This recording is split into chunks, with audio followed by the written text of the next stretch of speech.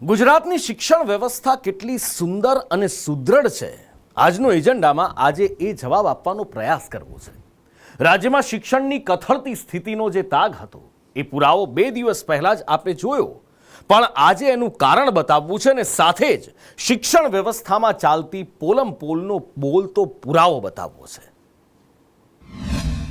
સૌ ભણે સૌ આગળ વધે આ સૂત્રને સાર્થક કરવા માટે સરકાર દર વર્ષે કરોડો રૂપિયાનો ખર્ચ કરે છે।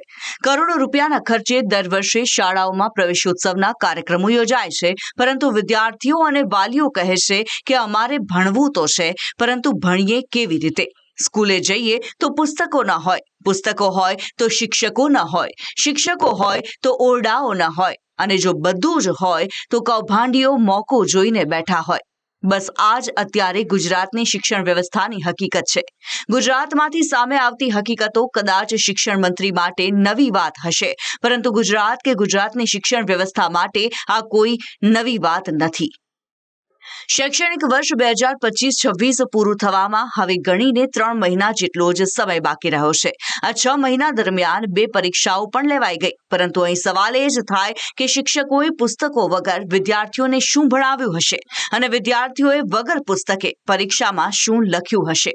કેમ કે શિક્ષણ વિભાગ કહી રહ્યું છે કે શનિવારથી સરકારી પ્રાથમિક શાળાઓમાં ધોરણ 1, 2 અને બાળવાટિકામાં પુસ્તકો પહોંચાડવાનું શરૂ થશે, જે કામગીરી 10 દિવસમાં પૂરી થશે।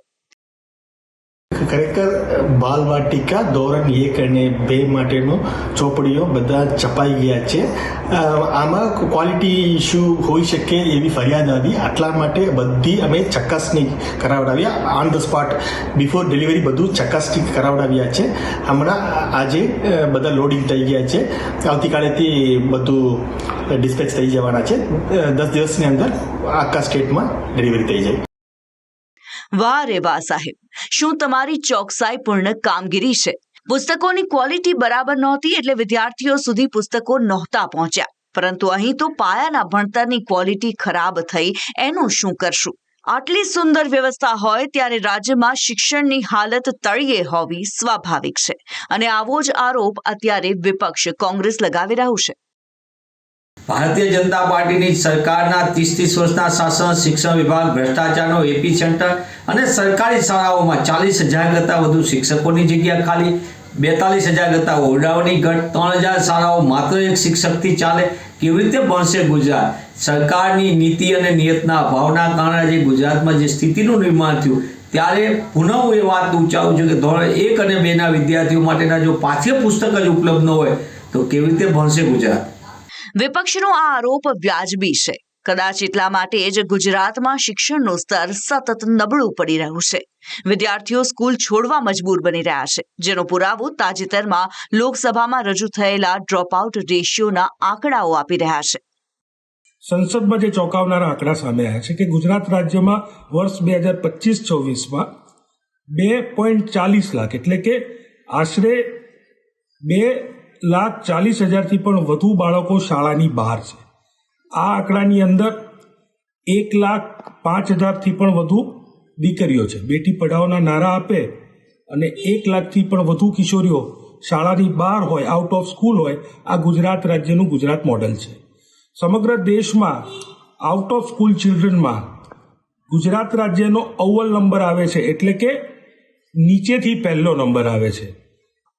જો કે આ તમામ બાબતો ગુજરાતમાં શિક્ષણ વ્યવસ્થાની કથળતી સ્થિતિનો પુરાવો આપી રહી છે, પરંતુ હવે આપને જે હકીકત દેખાડવી છે એ ખૂબ જ ચોંકાવનારી છે।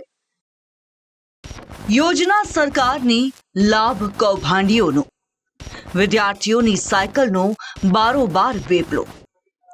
જી હા, કેસરી કલરની આ સાયકલો સરકારે વિદ્યાર્થીનીઓ માટે જાહેર કરેલી સરસ્વતી સાધના યોજનાની જ છે।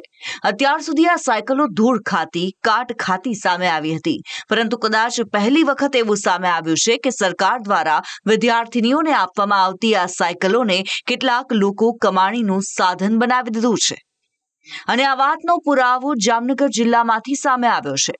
જી હા, એ જ જામનગર જિલ્લો કે જે જામનગરે ગુજરાતને શિક્ષણ મંત્રી આપ્યા છે, અને શિક્ષણ મંત્રીના જ જિલ્લામાંથી સરકારી યોજનાની સાયકલોને વેચવાનું કૌભાંડ સામે આવ્યું છે। જામનગર જિલ્લાના જસાપર ગામમાં 2500 રૂપિયામાં સરસ્વતી સાધના યોજનાની સાયકલો વેચાતી હોવાની હકીકત સામે આવી. ઓલી સાયકલો પડી છે માજી પડી છે કેટલી પડી છે હવે તો બે રહી. બે જ રહી આ વલ્લભભાઈનું જ ઘર છે ને એ હા કેટલામાં દે 2500. જો કે આ વિડીયો પર ભરોસો કરવો થોડો અઘરો હતો, કેમ કે જે વલ્લભભાઈનું નામ અને ઘર હોવાનો દાવો કરાઈ રહ્યો હતો એ વલ્લભ પનારા જસાપરના પૂર્વ સરપંચ હતા, જેથી કોઈ રાજકીય અદાવતમાં વિડીયો બનાવ્યો હોય એવું પણ બની શકે. અને એટલા માટે જ વિડીયોની ખરાઈ કરવા માટે સંદેશ ન્યૂઝની ટીમ જસાપર ગામ પહોંચી અને જે વ્યક્તિઓએ સાયકલ ખરીદી હતી તેમની પાસેથી હકીકત જાણવાનો પ્રયાસ કર્યો. ખેત મજૂરી કરું. વલ્લભભાઈ છગનભાઈ પનારા ત્યાંથી સાયકલ લીધી. ક્યારે લેવા ગયા હતા ત્યારે? 2-4 દી થાય 6-7 સાયકલ હતી. તમે કેટલામાં સાયકલ લીધી? 2500માં. બીજા કેટલા અન્ય લોકોએ સાયકલ લીધી છે? બીજી હજી લીધી, બાકી 2-3 હજી પડી હતી ઘરે. મજૂર લોકોનો મને ફોન આવ્યો કે ગામમાં આ રીતનું કે સાયકલ સરકારી સરસ્વતી યોજનામાં સાયકલ મળે, એ ગામમાં 2500 રૂપિયા લેખે વેચાણ થાય. મેં કીધું ક્યાંથી લીધી? તો કે વલ્લભ છગનભાઈ પનારા એના પાસેથી અમે લીધી અને 6-7 મજૂરે લીધી. હજી 2-3 સાયકલ એના ઘરે હાજરમાં છે. જસાપર ગામમાં સરકારી યોજનાની સાયકલ વેચવાનું કૌભાંડ સામે આવતા જ સંદેશ ન્યૂઝે જિલ્લા શિક્ષણાધિકારીનો સંપર્ક કર્યો તો સાહેબ તો સરકારી કેબિનમાં બેસીને પોતાની નોકરી કરતા જોવા મળ્યા અને આ પ્રકારના કૌભાંડની જાણ ન હોવાનો નનૈયો ભણવા લાગ્યા. તો બીજી તરફ કોંગ્રેસે સમગ્ર કૌભાંડને લઈને કડક કાર્યવાહીની માંગ કરી છે. ત્યાં પૂર્વ સરપંચ વલ્લભભાઈ પનારા તેના ઘરેથી 2500 રૂપિયામાં સાયકલનું વિતરણ કરે છે. તો પહેલા તો એ તપાસ કરવાની જરૂર છે કે આ કઈ શાળાની સાયકલો છે કે જે ગરીબ માણસોને ગરીબ બાળાના ગરીબ વિદ્યાર્થીઓને આપવાની હતી અને આ સરપંચને કેવી રીતે પહોંચી અને આ સરપંચ 2500માં ખુલ્લેઆમ એનો વેચાણ કરે છે. તો આ એક તપાસનો વિષય છે અને હું મારા કોંગ્રેસ પક્ષ તરફથી સરકારને અને જે પણ અધિકારી આના સંલગ્ન જે પણ અધિકારી હોય તેને વિનંતી કરું છું કે આની કડક તપાસ થાય અને આ જે પણ આ જે ભ્રષ્ટાચાર કરે છે તેના ઉપર કડકથી કડક કાર્યવાહી થાય તેવી અમારી માંગ છે.